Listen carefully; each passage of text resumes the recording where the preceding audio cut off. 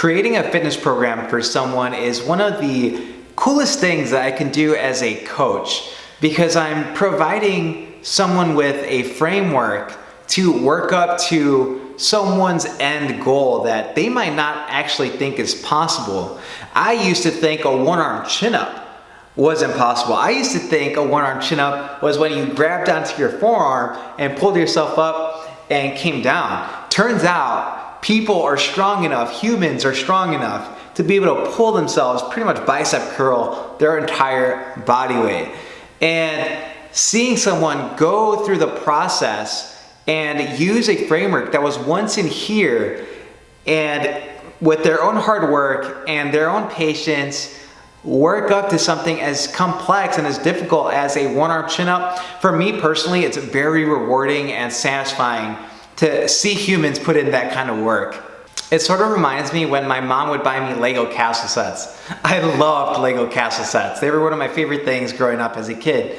And whenever I got this box of Legos, I would open it up and there's a bunch of plastic bags around and a pamphlet. Now the first thing I always did was put the little guys together and just mess around with those first. But then it was time to build. And I would look at the pamphlet and I would read the instructions and implement every little piece and connect them together until eventually they started to grow and grow and grow, and I got a huge castle.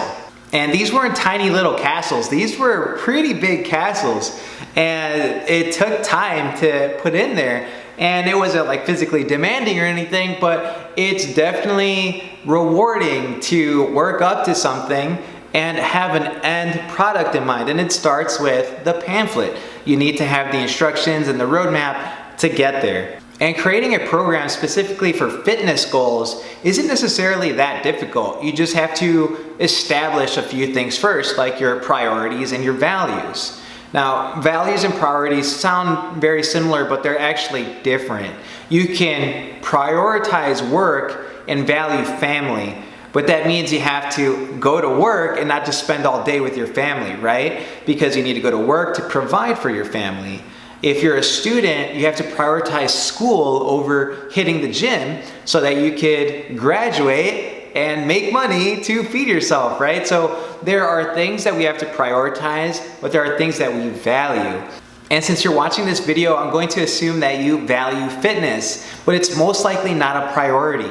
There aren't a lot of corporations out there just yelling to the masses and wanting to pay us and throw their money at us. So we need to prioritize what makes us a living so that we can afford our gym membership and whatever else we like to do. So you need to take that into consideration when choosing a training plan. So frequency is something that's a big component of choosing a plan, right? And what I normally tell people is aim for the lighter side. So if you're thinking I could probably dedicate 4 to 5 days a week, stick with 4. You have to be very confident, because as we know, or as we should know, consistency is key. If you're following a 5-day program, but most of the time you're only doing 4 days, you're not following that program anymore, you're just improvising, and most likely that's gonna lead to some guilt. I know I've experienced it myself, and I've noticed it in clients that if they don't get all their days in of that program, there's a lot of guilt and a lot of stress, and that is a psychological barrier to seeing results. So definitely be realistic with your training plan. So I'm gonna flat out say this: frequency does not determine results, okay? It's effort, consistency, and recovery that determines results. So if you're hardworking, you're consistent, and you are patient, and you only work out once a week, you're going to see results. I've seen it happen with myself, I've seen it happen with my clients. You don't need to train an excessive amount, you just need to be hardworking, consistent, and patient. All right, let's get to the training splits. So in this video, I'm going to be speaking specifically on calisthenics goals and training splits for calisthenics, and we'll really be going into some other ones that you might see. So a popular one is body part split, but because it's a body part split, you're focused on isolation and it's more of a bodybuilder approach for muscle mass. So I'm not gonna cover that too much. I'm just gonna let you guys know that I don't like it for calisthenics goals, since calisthenics is more focused on skill and training the body as one unit. All right, so training split number 1. Let's start off with a full body split. And we're starting off with this one because you could actually just do it 1 day a week and still see gains from it. So when you are training 1 day a week, you want to make it as time efficient as possible, right? So you're going to train your whole body. So a full body split is a whole body workout. And the way you break that up is by focusing on major movements. Since you're only training 1 day a week, you're trying to be as time efficient as possible. So you're going to choose exercises that give you the most bang for your buck and you're the most bang for your time. So big movements like planche push-ups, handstand push-ups, one-arm chin-ups, handstand push-up progressions, and the simpler for beginners and then the harder for more advanced people. But it doesn't matter if you're a beginner or advanced, you can do it with 1 day a week by focusing on a full body split. And the way I personally like to break this up is by focusing on these 6 movement patterns. We have a vertical push, we have a vertical pull, horizontal push, horizontal pull, a squat, and a hip hinge. And what that does is that it pretty much trains your entire body. All the muscles in your body are being utilized if you follow that format. Now, I did not invent this necessarily. I use it as a variation of a book I read by Dan John, and I just adjusted it to fit calisthenics goals that I hear of most frequently. So a vertical push would be like a handstand push-up, a vertical pull would be a one-arm chin-up, a horizontal push would be a planche push-up, horizontal pull would be a front lever, a squat would be a pistol squat, and a hip hinge would be like a kettlebell swing. Not necessarily calisthenics, but the kettlebell is just very useful for all-around strength, right? It's a very good tool and it's versatile, so you can do a bunch of stuff with it.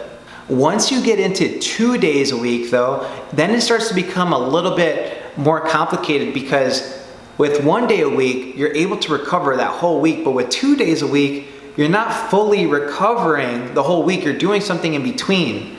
Now, that could be good or bad, depending on the kind of person that you are, and if you can hold yourself accountable to doing this properly.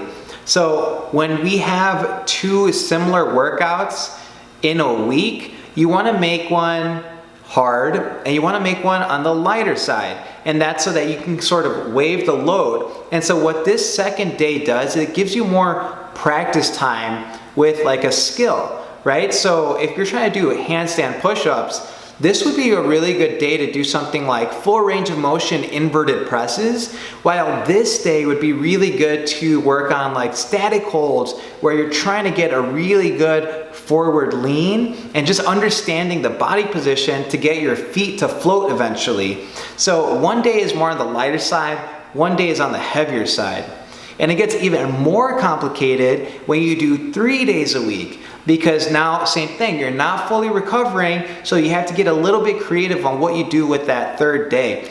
I personally do not like 3 full body days a week, but it can work because you're resting 1 day in between each of those sessions. You should not do 2 full body day sessions in a row. So if you do a full body session on Monday, you should not do one on Tuesday.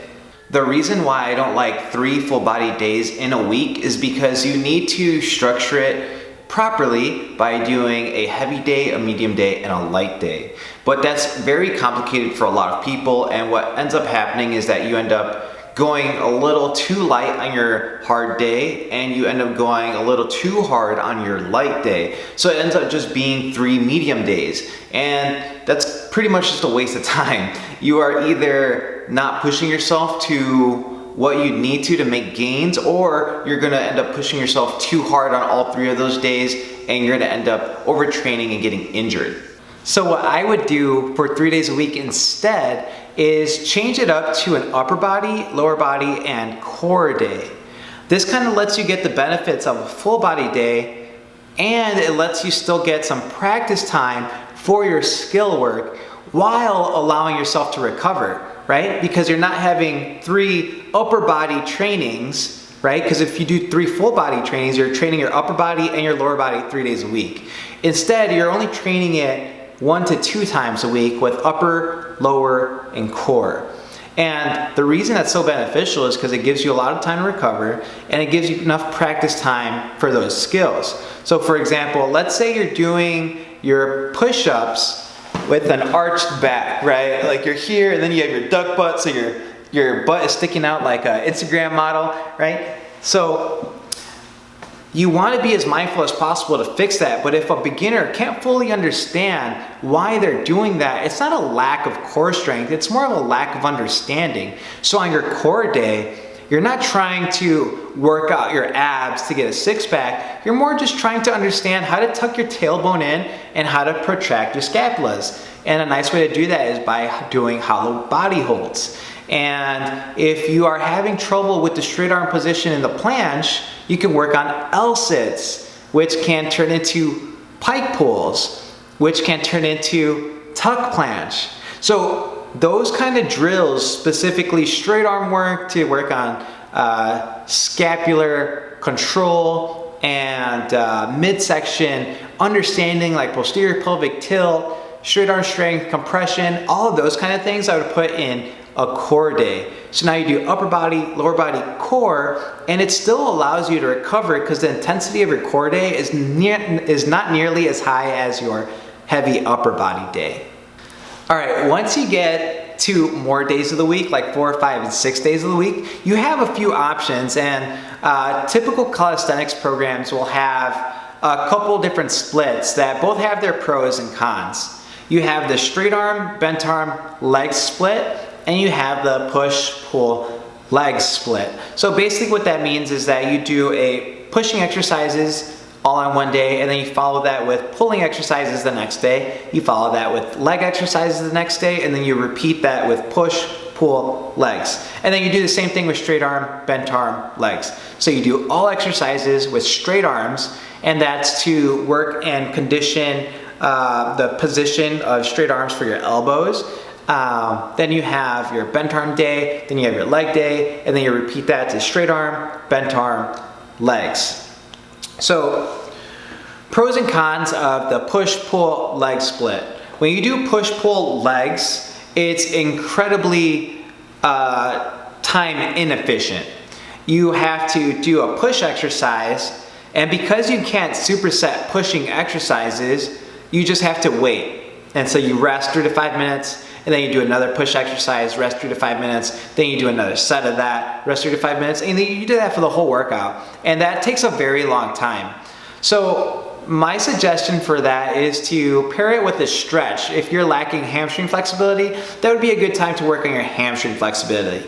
So you would do pushing exercise, hamstring flexibility, pushing exercise, hamstring flexibility, and that kind of saves you a little bit of time, but it's like I said, it's very time inefficient.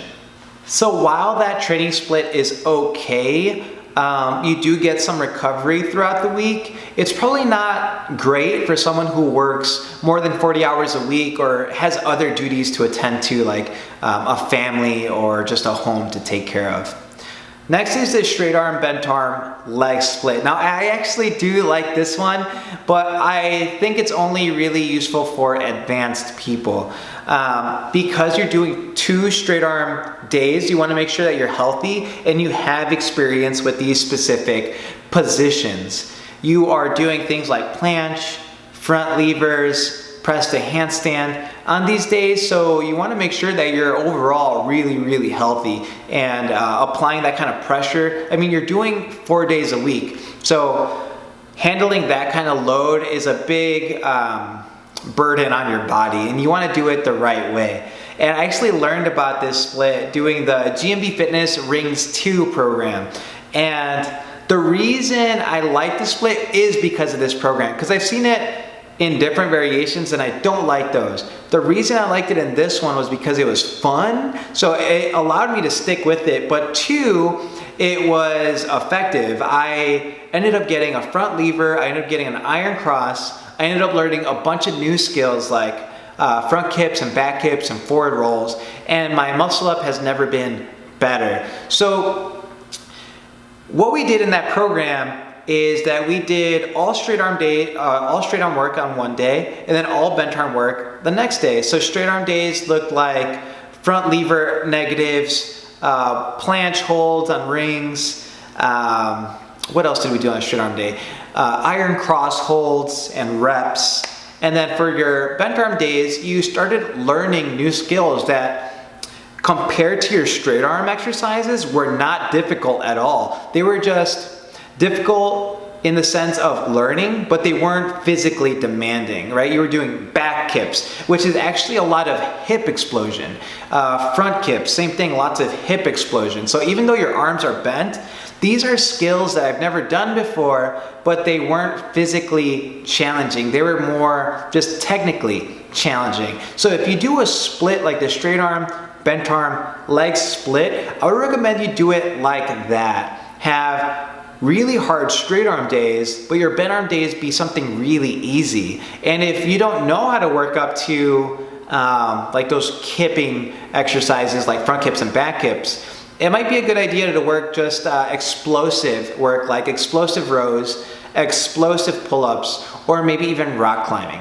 Last but not least is the training split that I recommend for most people, and that's the upper body, lower body, core split. And then you do that 6 days of the week. Now, I'd like to offer you a slightly different variation than what's typically done. So you want to get really comfortable with the term deload. So deload means half the reps, half the sets, or half the intensity. So typically a deload is a dedicated week at the end of your program. So if you're doing a 3 to 4 day program, you would do 3 to 4 days of extremely hard work and then a full week of easy work. And while in theory that's a great idea, it's not really realistic for most people because you're just going to be exhausted for 3 to 4 weeks, and who wants that, especially if you're working a lot and you have a family. So my alternative suggestion is to include your deload days within the week. So if you're doing upper body, lower body, core, have a deload in between those days. So it'd be more like upper body, heavy, lower body, deload, core, heavy, upper body, deload, lower body, heavy, core, deload. That way you have enough recovery time so that when you go back to your heavy workouts, you can train really hard, but you're not overtraining. And so when you do these deloads, you would basically just perform half the reps, half the sets, or half the intensity that you did with your heavy upper body day. And the easiest way to do that is half the reps or half the sets, because it's hard to measure your intensity when you are doing body weight, right? There's no weight that way you can measure, right? In a bench press, if you're doing 300 pounds, then you could do 150 on your deload day. But since body weight doesn't really have that quantitative option, it's best to stick with half the reps and half the sets. This way you have some practice time with those exercises, but you get to recover as well. The upper body, lower body, core split is the same split that I use in my all-around strength and mobility program that I have for sale. It's just a super easy and realistic way to approach fitness. And if you do more than 3 days a week, we include those deload days so that you are fresh throughout the week. So if you have other obligations, you're not feeling completely worn out. And with this training split, you can work up to really cool stuff like handstand push-ups, planche push-ups, front levers, one-arm chin-ups, even human flags that you can include in your core days, which is a very useful way to learn the straight arm positions and building your scapular control for things like front levers and planches. So it all has its place. It's a very strategic but simple way to work towards something very difficult. So if you have any questions about that, please let me know. And if you like the video, please hit the like button and subscribe if you want to watch more videos like this one. Until next time.